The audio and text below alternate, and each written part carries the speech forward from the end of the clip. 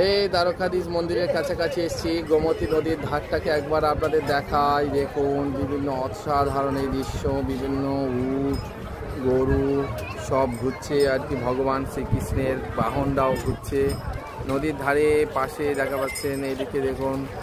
আর এই রয়েছে সুদামা সেতু। সুদামা সেতু হয়েছে বাট কিন্তু আমাদের ট্রাভেল করাবে না বলছে, बिकॉज बंद है। हाँ नहीं नहीं नहीं सुना।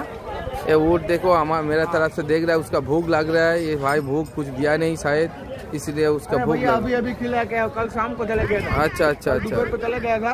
अच्छा आज से हुए लेके 9 बजे। ओहो ও ওটা দাঁতটা একবার দেখে নিয়েছেন আপনারা দেখুন। ও नहीं नहीं आपको बैठना बैठ जाओ। नहीं बता टाउन घुमा देता हूँ, सामने जाना सामने लेके जाओ। नहीं नहीं हम नहीं बैठते हैं, हम एक्चुअली देख रहे हैं आप लोगों का क्या सर्विस दे रहा है, बस यही है। भगवान का श्री क्षेत्र धाम में आया।